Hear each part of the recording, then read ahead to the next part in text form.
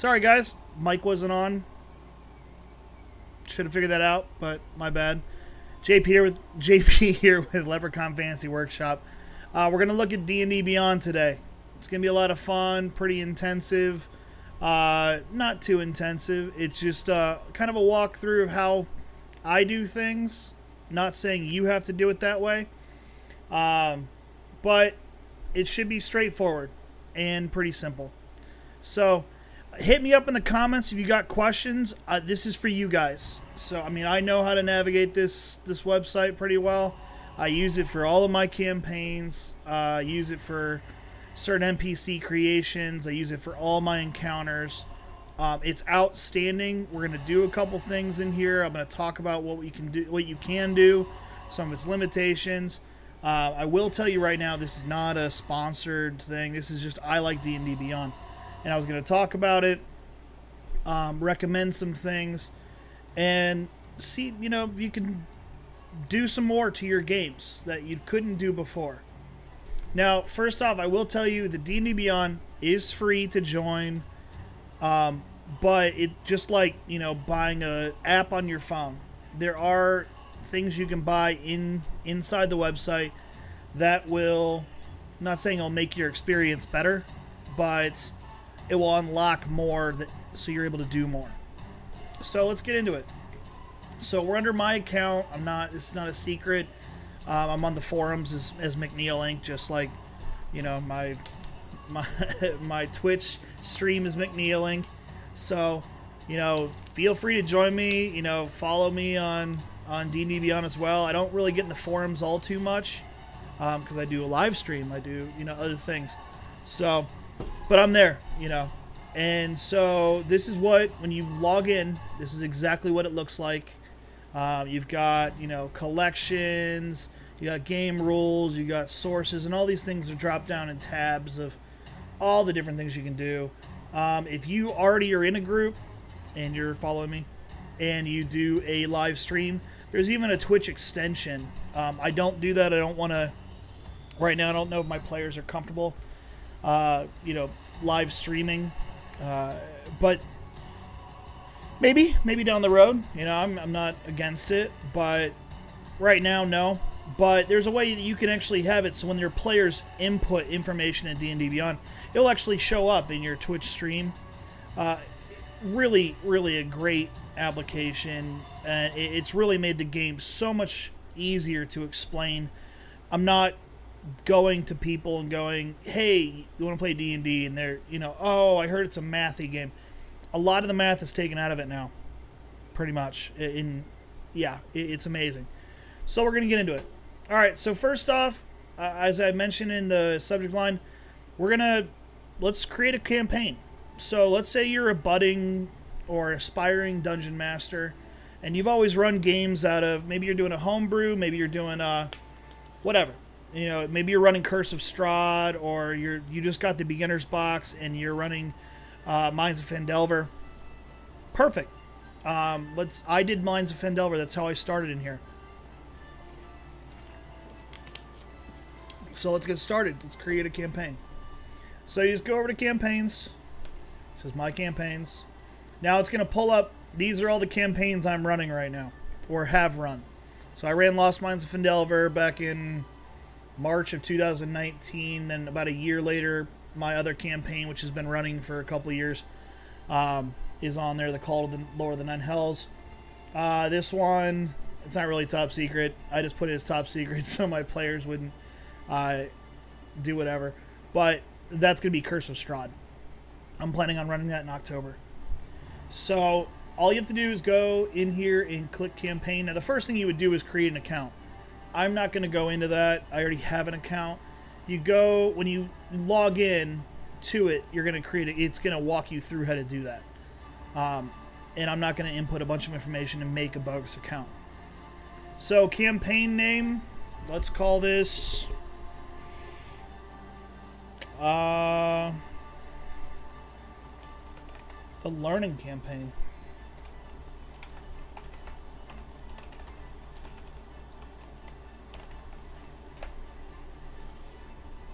And then I can put my description, however we're going to describe the,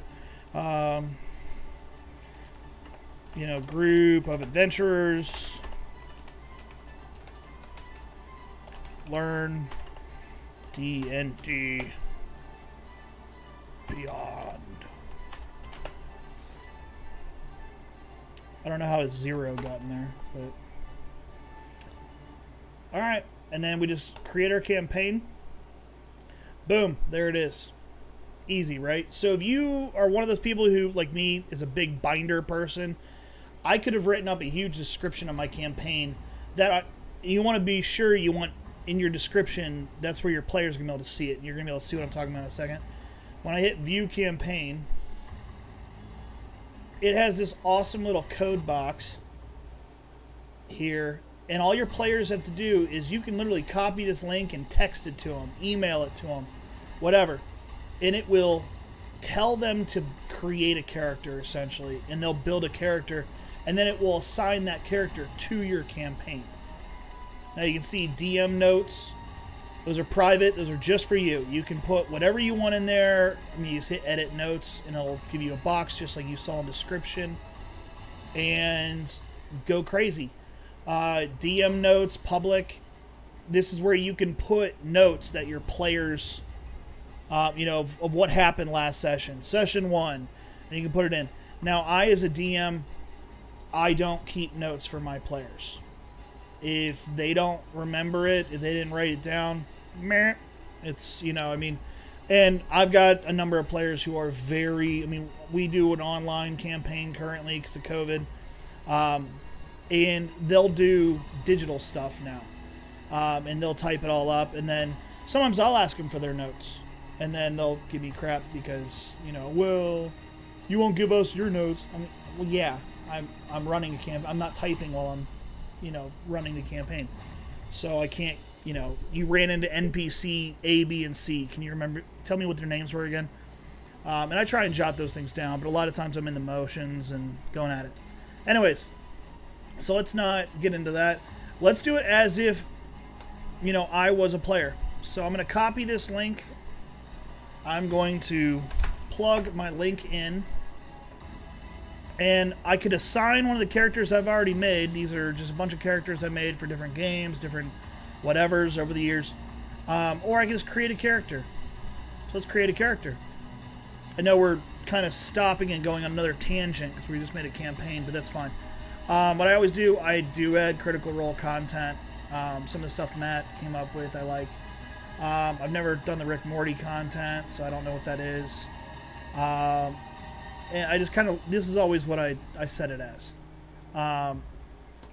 Dice rolling, definitely enabling dice rolling.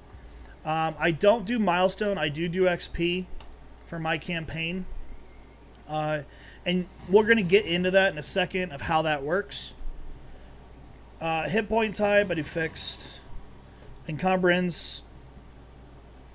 This doesn't really matter. You can, the system will tell you as your players load up on stuff if they're overweight. And by overweight, I mean they have too much gear. Think of like Skyrim. If you've taken like 10 suits of armor and then you're walking like 1 foot a minute. That's encumbrance. I do put coins as a weight, as they do count, because I'm a jerk and it makes me laugh. So if you go into a Dragon's Horde and all the players are running through and they don't have a bag of holding, best of luck to you. You can only carry so much before you can't walk anymore. So, but all right, so that's good enough. That's just kind of the setup. Those are, as a DM, you're going to want to tell your players what to set it on. Just to give you a heads up. All right, so now we're going to pick our race. Now, I do want to throw this out here. You're not going to have all these races. I have all these races because I own a lot of the books, and I bought a lot of the books through D&D Beyond. That's kind of what I was getting into about buying stuff. If you purchase a book, like let's say the player's handbook, it will unlock everything in the player's handbook and give you access to that in D&D Beyond, and so on and so forth. So, when you make a character, when you join, it will only give you the basic instructions. So you can only make So many races, so many classes, so many. And then if you buy the books, you know, and it's not like really a gimmick or a scam. I honestly stopped buying the books for the most part because it's so much easier as a DM to have the books digitally. All I have to do is do a search. It'll pull up the book and the chapter, the rule, or whatever I'm looking for. It's great. And you'll see what I mean by also when I hit the encounters. So let's go standard. I think this is in the basic instructions. Let's do just a regular elf. Ignore Leprechaun. That's a class I made myself that is in my campaign. Let's do a wood elf. And when it's ready, I'll probably release the Leprechaun class, but for right now, I'm not going to do that. More things we can talk about. You can make your own classes. You can make your own races. You don't have to buy the books. You can just make something else.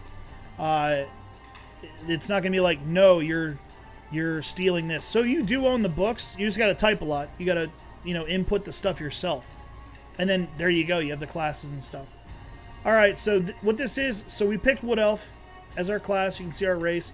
Our race. And it gives you all the information regarding it. I can click on here, dark vision. It'll tell me what dark vision is. Keen senses. It'll tell me what that is. Fey ancestry. It'll tell me, and you can, this is really to make it easy. Like, there's no need to look at the player's handbook and be like, oh, well, I don't know what to choose. Well, if you choose this, these come with this character. So when you're looking, you can just click on each character, and I can still go back and change it if I wanted to. If that stuff's not what I want, again, it makes it easy. They have an app now where you can make characters on your phone. I literally make characters for NPCs all the time, like waiting to get my hair cut, sitting there on DnD Beyond making a character. It's, just throwaway characters, stuff like that for me. I know a lot of players who have backup characters, stuff like that, in case they go down. It's whatever. All right, so we're going to choose a class. I'm going to pick Cleric, just because I usually play as a Cleric, and I think Clerics are awesome. Let me see here if it's got... We're just going to do a level 1. And I don't have dice up here, because we're getting to that, but you're going to see something really cool about this as well. So, I'm a history nut, so let's do history, and I feel like a Cleric should be really good at medicine as well.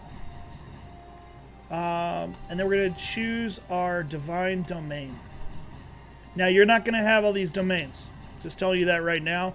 That comes up, if the domain's in another book, it comes up in the books. So I don't remember which were the standard, but I already have a Death Cleric, so let's do a Life Cleric. Let's go opposite with it. And in choosing that, it'll tell you what you gain. Right? So for choosing life domain, when you choose this domain at the first level, you gain proficiency with heavy armor. If I change that to Death Domain, this cleric chooses this domain's first level. He or she gains proficiency with martial weapons.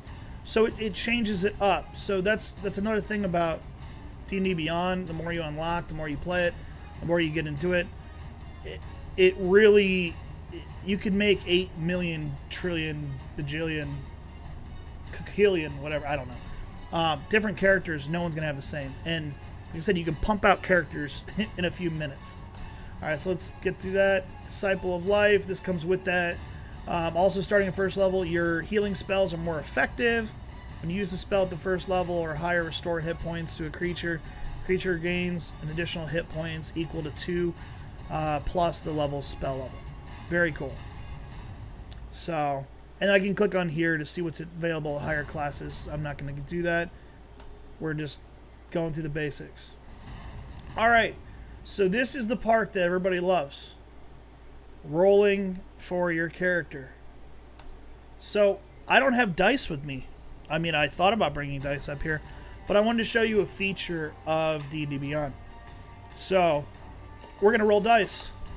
Boom, look at that. In the bottom corner here, there's this red dice. And you guys can't see it because my big stupid face is right there. So let me just move me over here.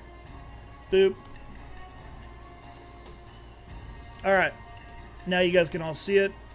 We've got the red dice here. If I click on that, it's got every single type of dice in D&D.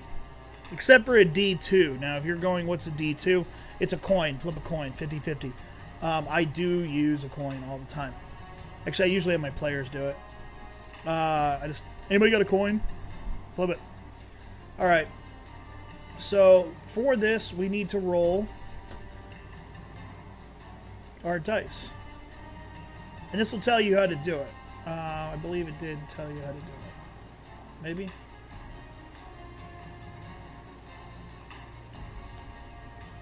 You know, blah, blah, blah, blah, blah, blah.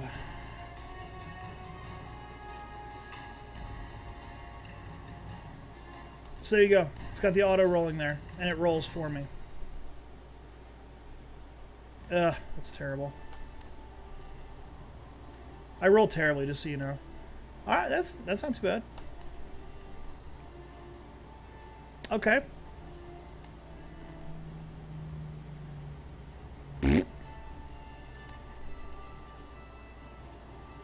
I don't know what it is with ones. I'm just crushed. I mean, this is gonna be like, give me something. Alright, that's painful, but, and then you can just assign where they are. And I could have rolled the dice here too. If I hit, you know, the number of dice I want to roll, it'll roll that as well. 10. You can see my pain. Alright, so I want to put already one of these 14s definitely into charisma. I'm going to put one of these 9s in. I'm going to put the other 14 in constitution. And then do I want to be wise or do I want to be intelligent?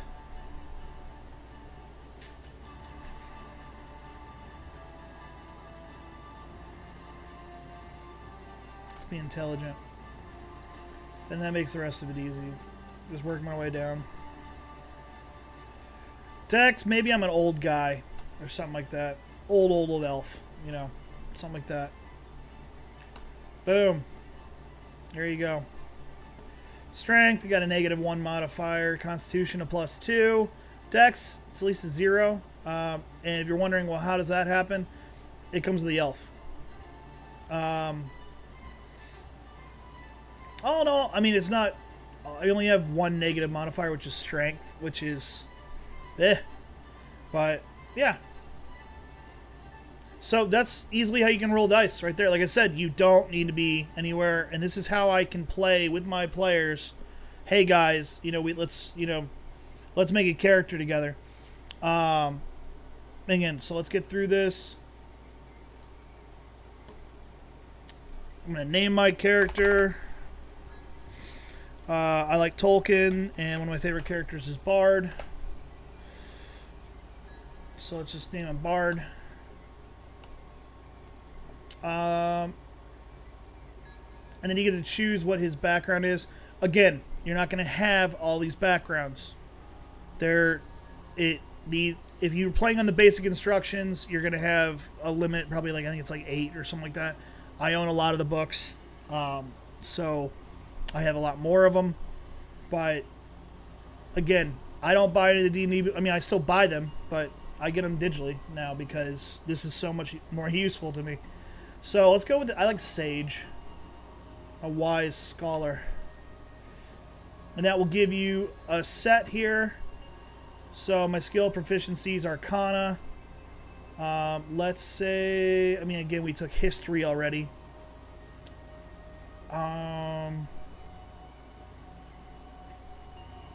Let's say he's not very athletic because his dexterity is so low, so that's not really. Let's say he's a good investigator. And languages as an elf.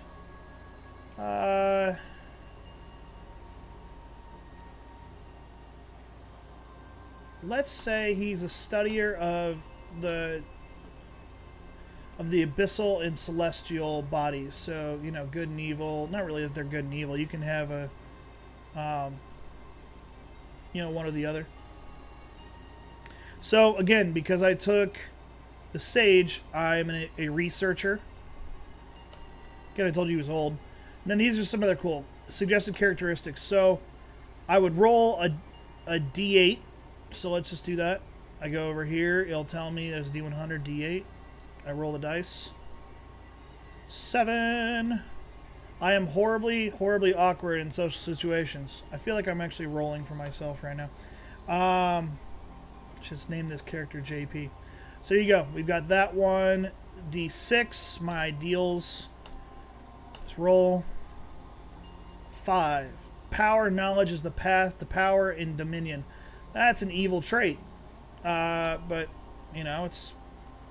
The dice is deciding. My bonds. Let's see. D6. I roll my D6. I've got a 6. I sold my soul for knowledge. I hope to do great deeds and win it back. So there you go. Power, knowledge. Those two work really well together. Maybe, and I can, as a DM, I can work with that. You go, well, I did this or you did that or like that. I can work with, maybe your divine is not, high C or some, a good deity. Maybe it's somebody who, Asmodeus or something. I mean, it could be anything, and now you're trying to break that contract for your soul to get it back and redeem yourself, whatever. A lot of these things are great because they help you make your backstory. All right, so my flaw, roll a D6. 5. I speak without really thinking, through my words invariable insulting others. Again, I feel like I'm making my own character. I didn't sell my soul. My mom is watching. I didn't sell my soul. But, yeah, I definitely don't have a filter. I tell people exactly what I think to them to their face. All right, so alignment. I don't generally allow characters to be evil. I'm going to say chaotic neutral. Power hungry. I'm, whatever. Faith, you can fill this in.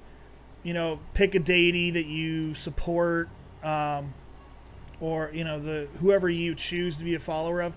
Based on those roles, I think it would be somebody who is questionable. Like, seems like a good guy, but he sold his soul. So maybe my faith is to, a different deity, but I sold my soul to Orcus or something like that. Who knows? So I'm going to leave that blank for now because I would do research on that. My lifestyle. I feel like as a scholar and a cleric, I'm going to go with poor. So 2 silver a day. That's not what you make a day. That is what it costs to live a day. By the way, I had a character or a player who picked whatever the highest one was, aristocrat, and I was just like, dude, it's 10 gold a day. I hope you know. And but that when he went to cities and stuff, he was a noble. People treated him differently. His clothing was different. Blah blah. So that's where that comes into play. You really want to look at that as a DM, because that, your barbarian might be like wretched or squalid. Straight up, I want to live outside. Saying that your ranger might not necessarily be poor, but can live in the woods, doesn't need anything, lives off the land. Physical characteristics, again, I'm not going to do this part, but this is where you guys can put in, what your height, weight, eyes, gender, whatever is, and then here's your personality traits, and there it is. It plugged them all in for me. And then notes, organizations I'm a part of. If I was a ranger, maybe I'm part of like a Slayer's Guild or a Bounty Hunter Guild. If you're a rogue, maybe you're part of the Thieves Guild, something like that. Your allies, you can have the PCs you've met, other your friends and family. Enemies, your backstory, and all you have to do is hit add notes, and it's just going to open up a huge box. So if you're one of those players that I love them, and they come to the table, I've got 10 pages of backstory. Great! Let's find a way to make that work. You can put it all in these blocks right here. So, and then something I should show. You can't see it again because my stupid face is there. It keeps record of all your rolls. So you can hide it, you can keep it up, and then we're going to get into another cool feature that this system does, which is, I'm just going to tell you what it is. When you're running a campaign, if other players are in the campaign, other players can see their rolls. If you hit the right... I mean, now, if you're rolling manual dice, they're not going to see your rolls unless you're sitting at the table with them and they show it to you.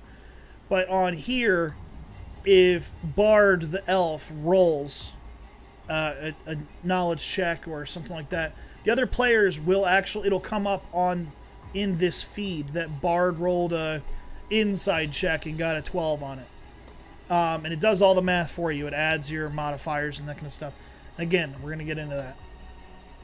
So, your starting equipment, depending on how the campaign works, I generally do, you can choose equipment or gold.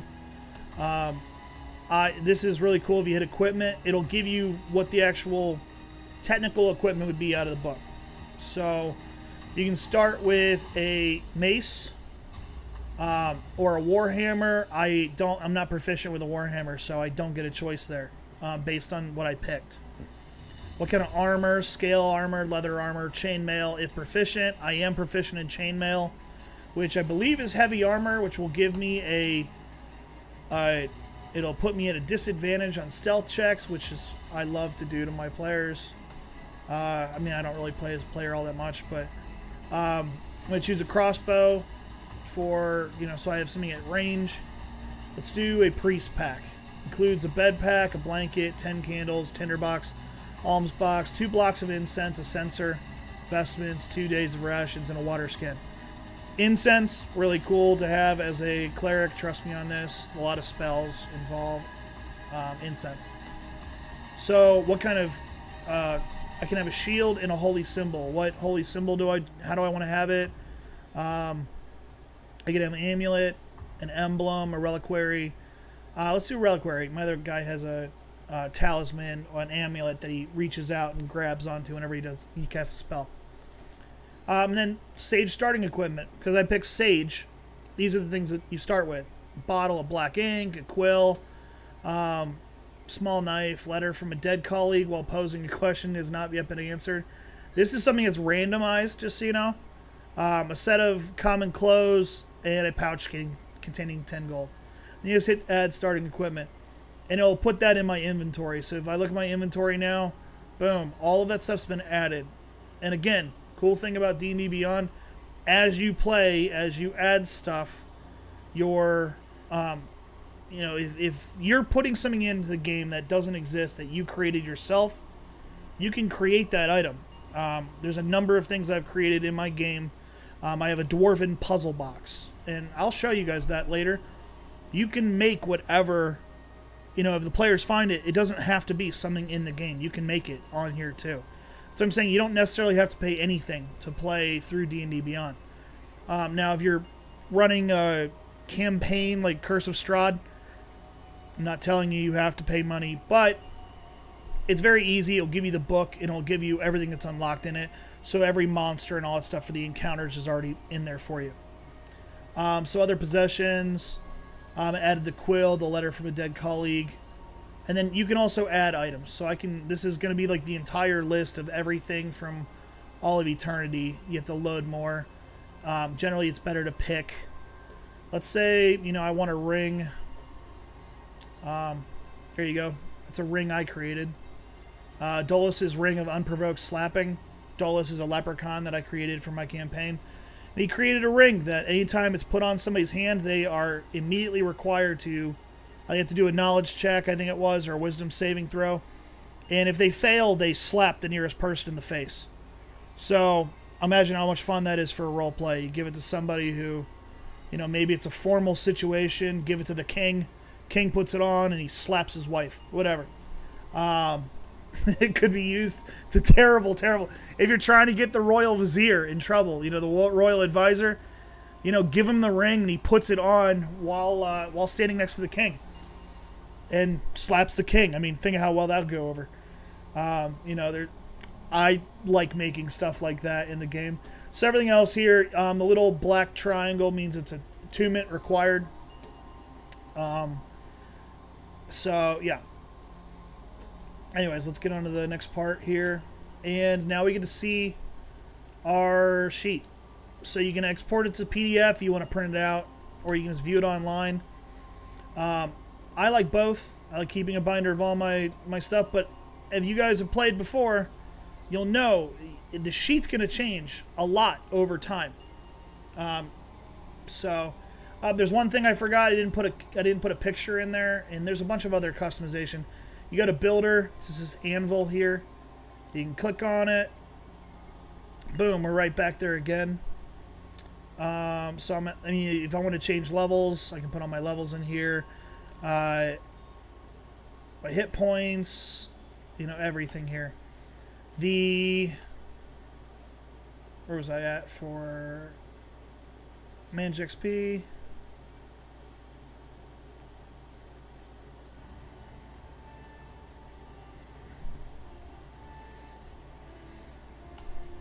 So it'll give you a bunch of pictures. You pick whoever you think represents your character. Pulls all the Wood Elf portraits first, because I picked Wood Elf. Let's do that. It looks stoic. And all I have to do is click on my sheet and I'm back in it. There you go. There's Bard. You can hit on the little thing here to do a bunch of, edit my character, manage levels, manage experience. So if you're a player, adding in experience, that kind of stuff, obviously important to do. If you're doing a short rest, long rest, it'll automatically do it. So let's say I take a short rest. All I have to do is click on short rest.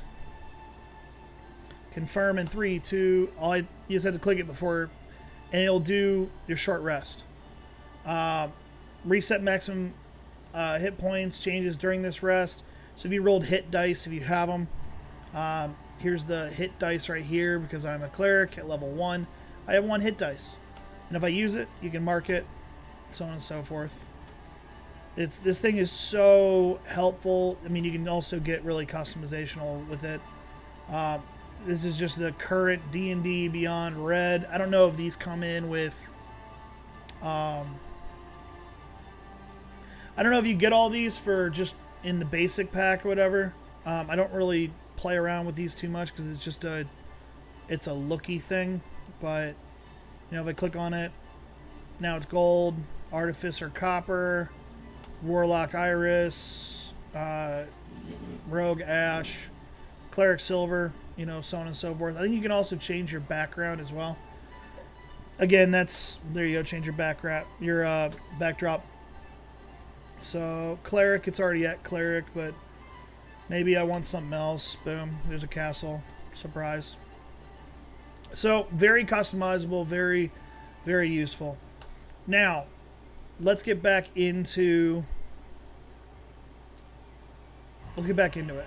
So, we were creating a campaign. We created a character. Create a character and an assigned character.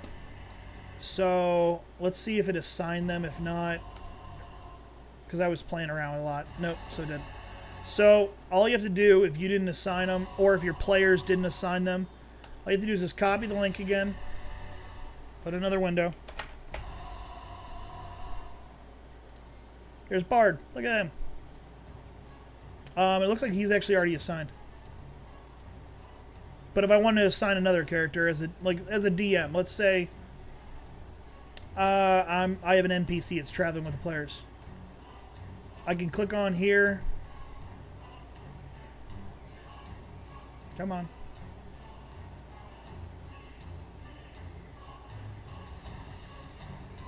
Oh, that's it. You have to select them. I wonder if I can select more than one. Nope, just one at a time. And then join with this character. So now I have 2 characters in that campaign as a DM.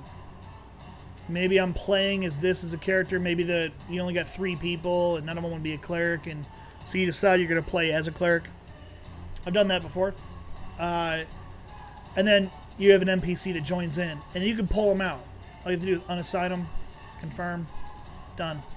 Now it's an unassigned a character that's no longer assigned to the party. Now, something that's really cool if you pay for the subscription of D&D Beyond, which I do, is there's this box here, this blue box that says enable content sharing. If I click on that, now anybody who joins this campaign, and I will be removing it because I know you guys can see this and I don't want, somehow to get my account suspended, but anybody who would join this campaign now, if you join it, you have access to every book that I own in D&D Beyond. So if you got a player who owns 3 books, you own 2, and they're not the same book, you guys all have access to 5.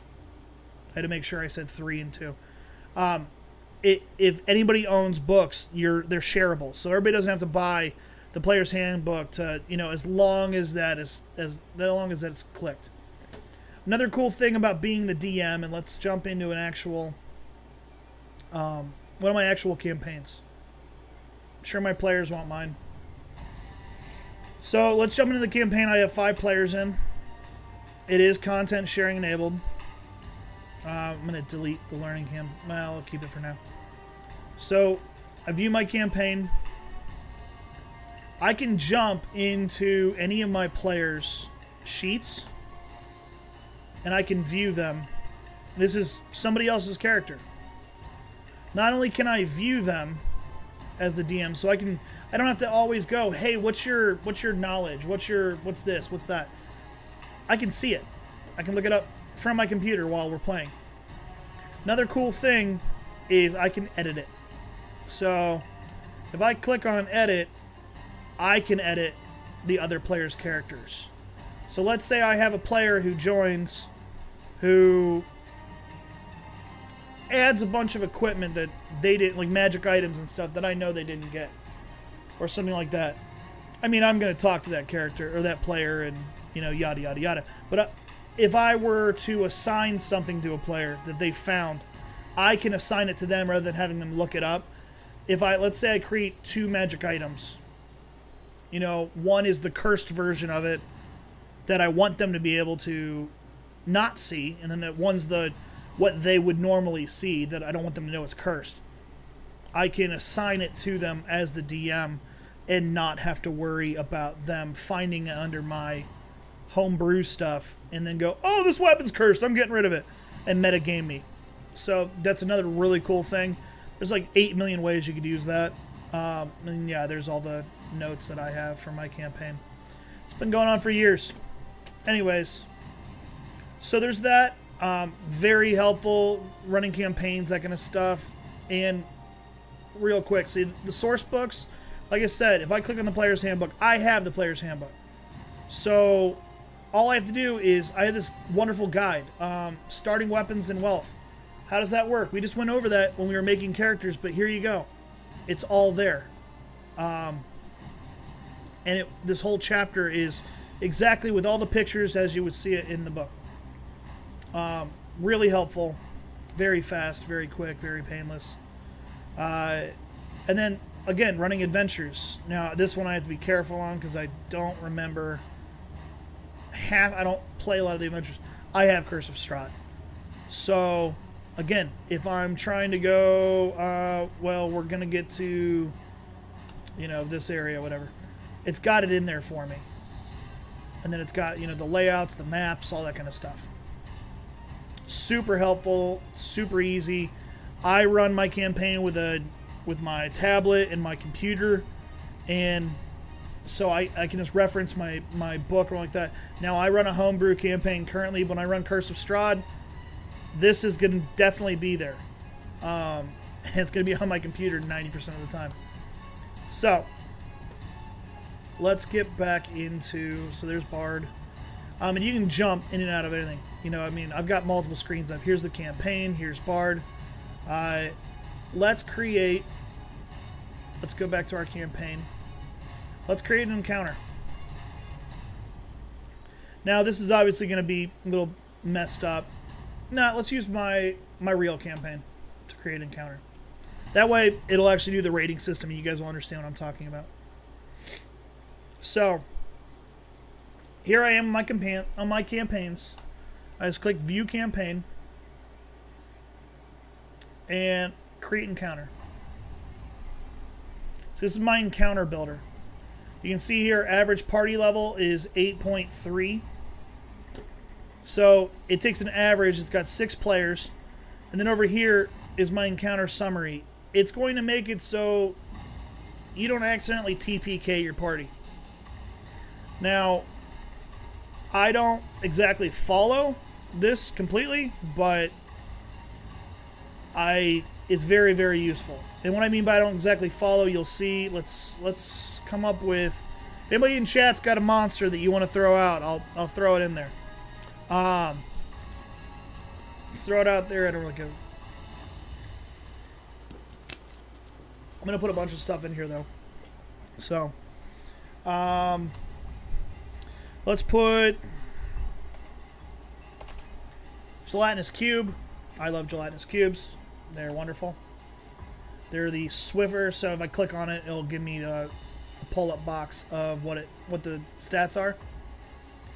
So all I have to do is just add. So again, I can pull up the stats there too. If you click on something, it'll open up another window, which is useful. Just got to remember that. So I'm going to add my gelatinous cube. You see, pops in over here. Let's say there's 2 gelatinous cubes in the room. So all I have to do is, and you see how that bar is moving. So let's say they're in a dungeon, they run into a gelatinous cube, and purple worm. Purple worm, purple worm. Boom, now it's a deadly encounter. So this might be a bit of a challenge. You can see the challenge rating, 15, the XP is 13,000. XP of a gelatinous cube is 450. So maybe that might be too much for my players. So all I have to do is just hit the minus, boom, it's gone, and I can go back to whatever I'm looking for. And again, this is one of those things where some of these things you might not have access to. If you don't own the book, it says what the book is or where it's from. So zombie basic rules. So if you were to join DnD Beyond, a zombie in the basic rules, you would have that. Let me see if I can find one that I don't own. I don't think I have Van Rickcloth or whatever. I just did it again. I clicked on it. Sorry. Since it pulled up the stat block, I do have it.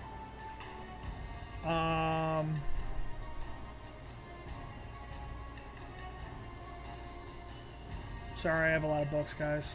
I have this one too. Tomb of Horrors, I think it was actually free, so that's not going to do anything.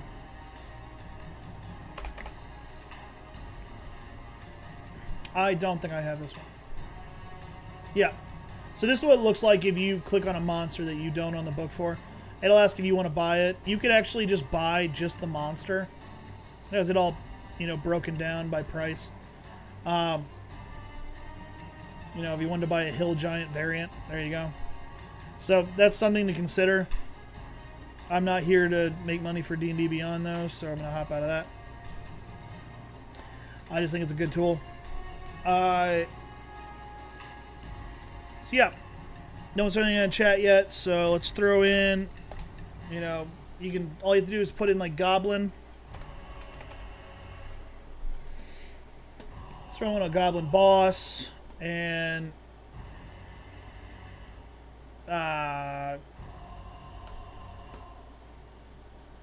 he's got a gang of 4 of them.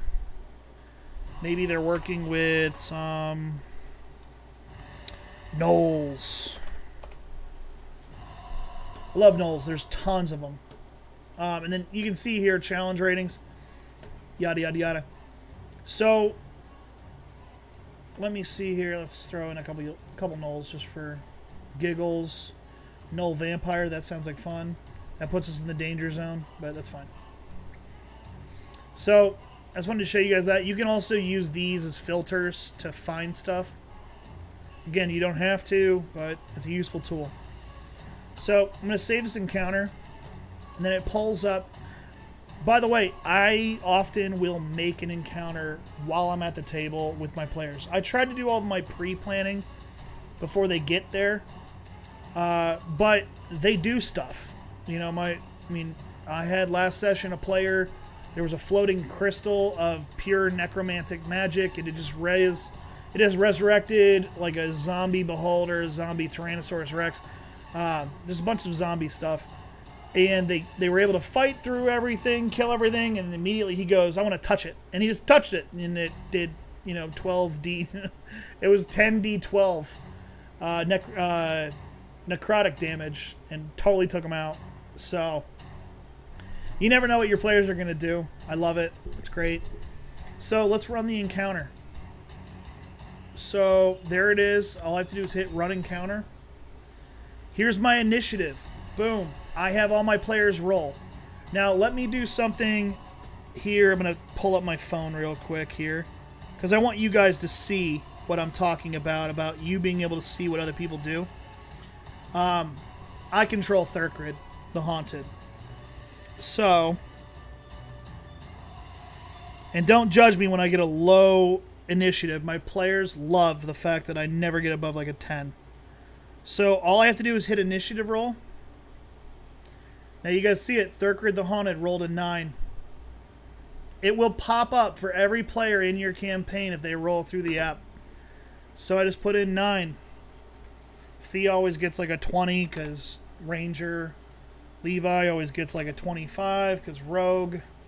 And then let's say middle of the road. Oop.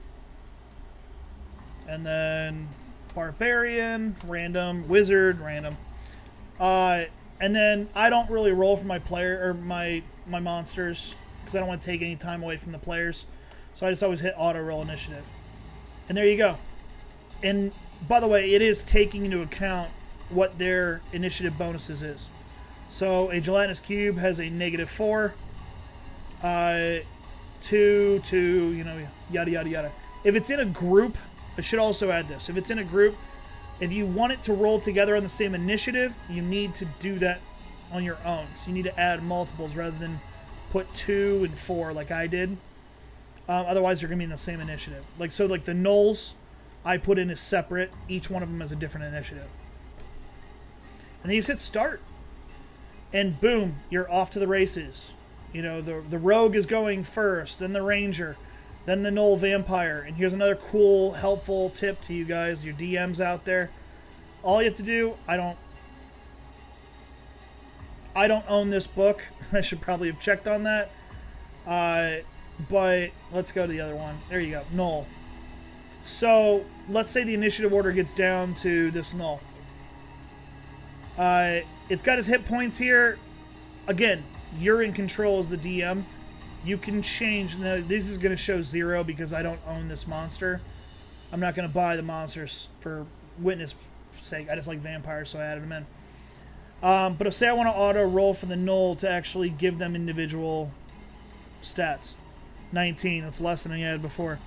You can do that. You can, let's say he's a super Gnoll and he's got, some magical item that boosts up his health. I can override his hit points. Now he's a super Gnoll.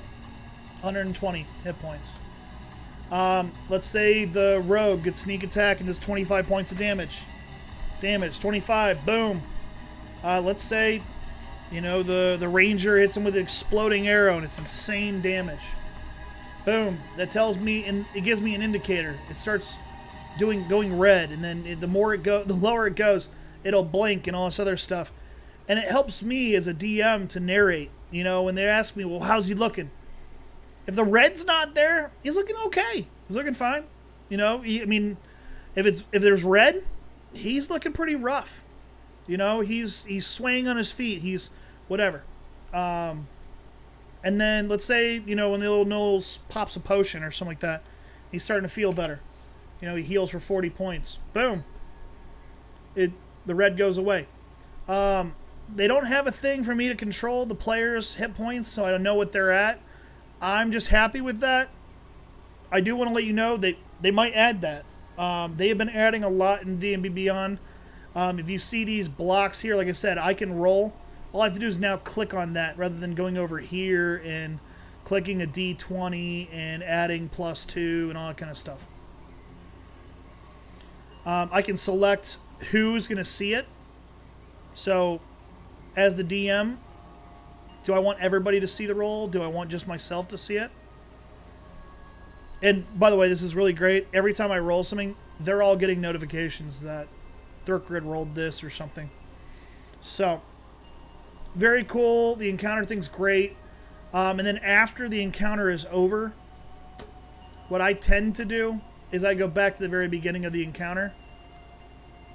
Boom, it already gives me the, if you see it here, I highlighted it in blue. Every player gets 917 XP. Now that is kind of off. If you're wondering, well, that was a deadly encounter. The XP for the Null Vampire is not there because I don't own the stat blocks for it. So it's not going to add anything in there. Again, you can manually make your own Null Vampire. So if you go to Collections, Homebrew Collections, I mean, you can also use these tabs over here. You know, browse monsters, create monsters. And here I just click on this. Now I can create a monster. Anything I want. So you can start from completely from scratch, or again, if I want a Null Vampire, I would just go start with a Null. I hit create.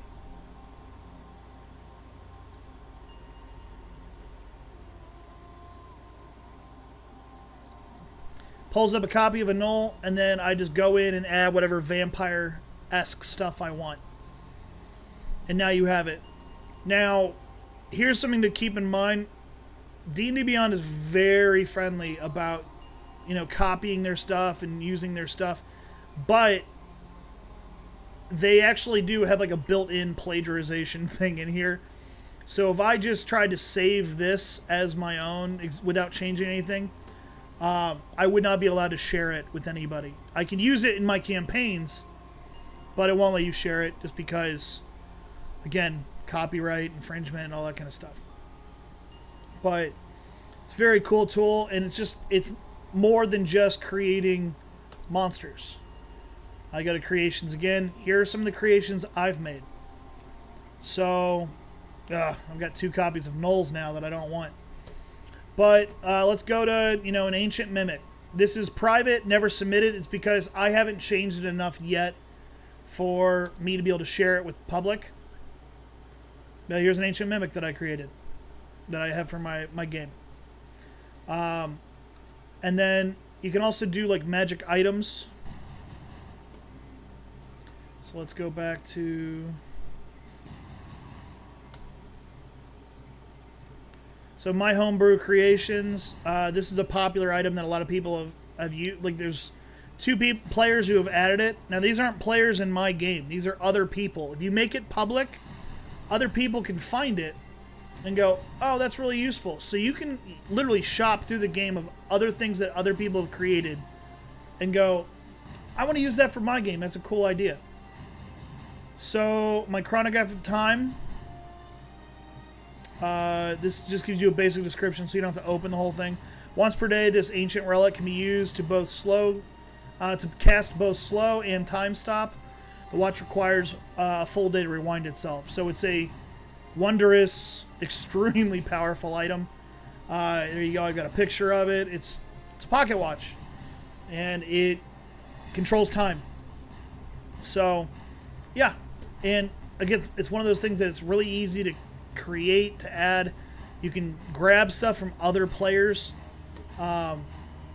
see what other people have made.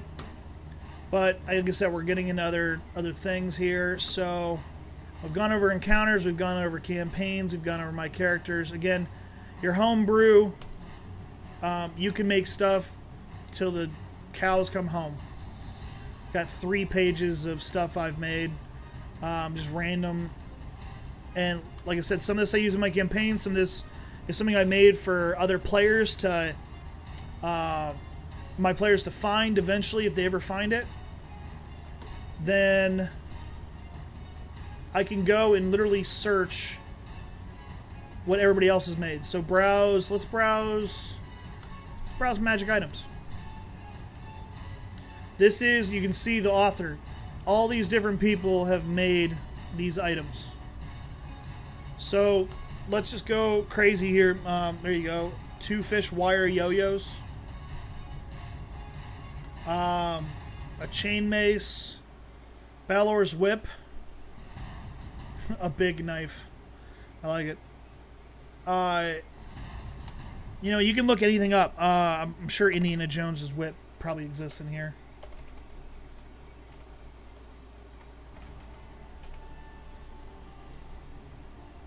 Maybe not, just...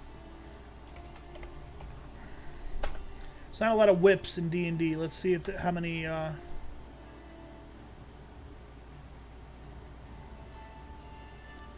Ballard's whip, Bard's whip, Sorcerer's whip. A lot of whips.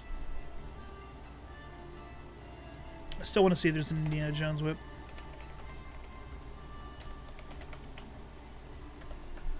A whip, Brian. Do you see the whip? Yeah, boom. Indiana Jones' whip. I mean, like there's... I don't even know how many things exist in D&D Beyond, like creation-wise. And it's amazing. Like, you can click on that, and then you can start, you know, changing it up yourself. So I already showed you the source books, stuff like that. Game rules.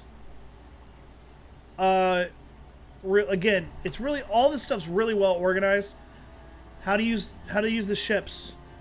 Now, some of this stuff, I don't know if this would show up for you guys because I own a book that has the ships in them. Yeah, because it's in the Ghosts of Saltmarsh, and I own that book. But there is, like I said, that gives me all the rules for vehicles. If I go back,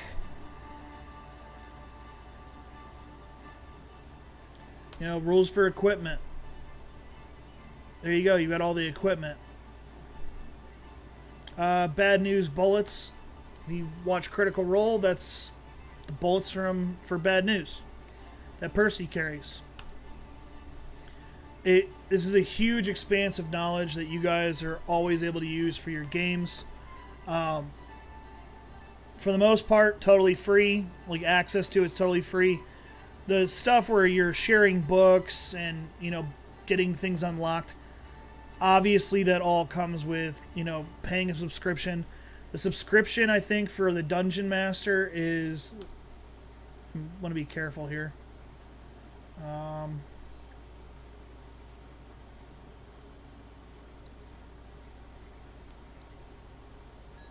I don't have a thing written here.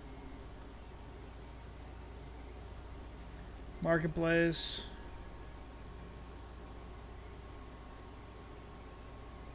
That's all the money I've spent. So yeah, here's my subscriptions. So $4 a month. And then there's also, if you're a fan of forums, they've got a forum. You can ask anybody anything, get tips and tips and tactics. All this is free for forums. How to talk, ideas for tactics. I did a thing on here asking people, for advice on. I asked a bunch of other dungeon masters, is this riddle I came up with for a puzzle too hard for my players? And I had a bunch of people within a few hours comment, no, I figured it out in 5 minutes. No, again, this is a great thing. Here's homebrew and house rules, ideas that you can use. Ranges area for, I always bring that up with the ranger and anybody who has a bow. How far away are you? Are you at disadvantage? Are you in advantage? Dungeon Masters Guild, very useful. If you're a player, it's a forum for players of every class. Go in there and chat of, hey, I'm a new wizard trying to figure out how to do this. Somebody else tell me how to. Trust me, these people are the most friendly, helpful you're ever going to meet. You can see here, I mean, tips and tactics. There is over 24,000 posts. In play-by-play posts, there's over 1 million. Looking for players and groups. If you're looking to play D&D Beyond digitally, there you go. There's a forum there to help you find. Need a hero or a DM, recruit and seek your new party here. 132,000 posts. Sorry if I'm going too fast, flipping through stuff. There's literally so much stuff here. And then here you go, the new player's guide. It will walk you through everything I'm doing right now. This will walk you through more in depth. I play with this all the time. There's quarantine resources due to COVID. They had a bunch of stuff with sharing stuff. They made a bunch of free adventures. A bunch of really great stuff to get people just into D&D, give them something to do while you're at home. And then the marketplace, you can, like I said, you can, go to the store. The redeem a key, I don't think they've done anything yet with that. I'm hoping they've been adding a lot to D&D Beyond. I'll be honest with you that right now. The seeing everybody else's roles, that's a new thing. The encounter thing came out like I think a year ago or like that. They keep on adding to this. They want people to be able to experience D&D and make it friendly for all. I had family members bring up to me, "Hey, we want to play D&D with you." And in my mind, I said, "Oh my God, that's a terrible, terrible idea," in my brain. But now I'm not so afraid of doing a campaign with them. It's very user friendly. It's very simple to explain the game to somebody. James Duncan, how are you doing, buddy? Welcome to my live stream. I worked with James, and where's my next novel at? I'm working on a source book right now for D&D, in fact. I know you're waiting for a sequel to the book. I don't know if when that's going to be coming. Someday, maybe. I don't know. I have a master's degree now in English, so it's a big difference when I wrote it when I was 20 and didn't even have a degree. So we'll think about it. I'll think about, maybe writing another book. Probably won't be in the same genre as I wrote before. So, good question. Thanks for your, But, yeah. So you guys got a little bit of insight about me. I published a book a while back, and I'm not going to mention it. Anyways. And then there's other, media tools, articles regarding D&D, Twitch. I'm on Twitch right now. I'm on YouTube. I'm on Facebook. Twitch and D&D Beyond really go hand in hand in a big way. And you're able to broadcast your games. You're able to, people want to watch D&D. Look at Critical Role. 7 years ago, a bunch of nerdy voice actors, started playing D&D, and it turns into a major conglomerate with a television show. I appreciate that my book wasn't that bad. Thanks, bud. I'm just the worst critic's yourself, right? So, yeah,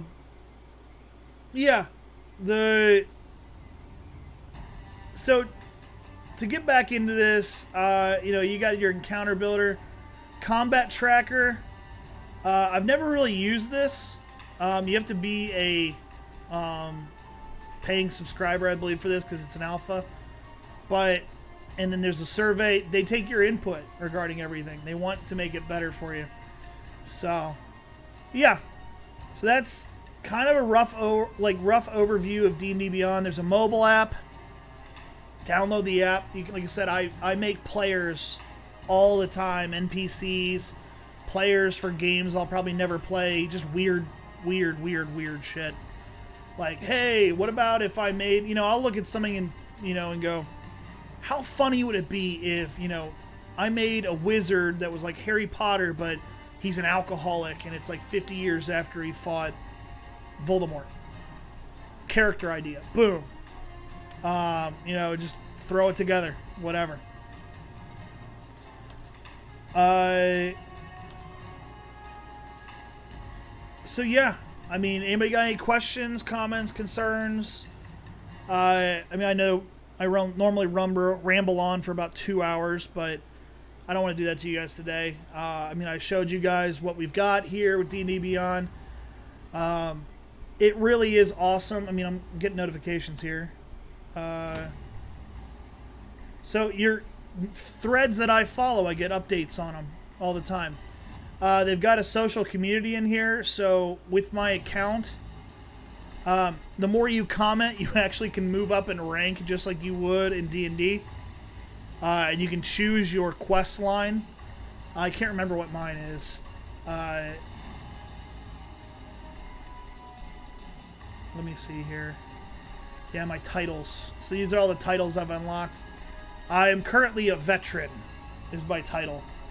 And if I stay on there and I comment more, I'll unlock something else on the veteran line. So it's kind of cool. I mean, way to keep people engaged. I've only posted 17 times, gotten 10 thanks. When people ask me, you know, a question, or they ask a question, I'll go in there and answer it, that kind of thing if I see it. So yeah, again, D&D Beyond. This is not a paid advertisement. This isn't a you got to do this, whatever. But if you're looking for an easy way to run a game, this is a really player-friendly, dungeon master-friendly tool that you can have at your disposal. And if I went too fast for you guys, you know, it's live stream now, but it will be on YouTube. It will be on my Facebook account under the Leprechaun Fantasy Workshop. And then it'll be on Twitch for, I think it lasts about a week. So if you're a Twitch follower, you can hit it up there. So, all right, guys. Well, again, if you like this content, you know, keep on following us. You know, give us a follow, like, subscribe. We're on under Twitch. Under Twitch, we're McNeilink, McNeillink. We are under Facebook and under YouTube as the Leprechaun Fantasy Workshop. And then we're also on Instagram, Leprechaun Fantasy Workshop, the Leprechaun _fantasy _workshop. You can see a lot more of our builds that I do there. And we're going to be doing, for Curse of Strahd, I'm waiting on a couple things still coming in, but we are going to be doing a 1-to-1 scale 28mm build of Castle von Strahd. Which will be coming here soon, and so a lot to be done in the stream on that if you're interested. But again, let us know in the comments. Let us know give us a follow. What do you want to see? What do you want us to talk about? I have other collaborators. That's why I keep on saying us in the plural. I am working on a source book, which is another reason why I don't want to get into my Leprechaun class and some of the other stuff I've made. I'm working on that for that. I do have a Patreon that currently is on hold where I will be starting to release content that I've made. You want to include that in your game. So yeah. So give us a like, follow. You know, we're here to, you know, make the game a whole lot more fun, inclusive, and all more satisfying. So let us know, and I will see you guys in the next one. By the way, following this, give me like 30, 40, maybe an hour to get settled, and we'll probably live stream some Elder Scrolls Online. You know, another tool that I use for as a dungeon master is just running quests on Elder Scrolls Online or on, you know, Skyrim, that kind of stuff. Gives you a good idea, and then I just keep a notepad right next to me on my desk. Hey, you know, I like that idea. Let me see how I can tailor it to work for D&D. So I'll see you guys in the next one. You guys have fun, and be safe out there.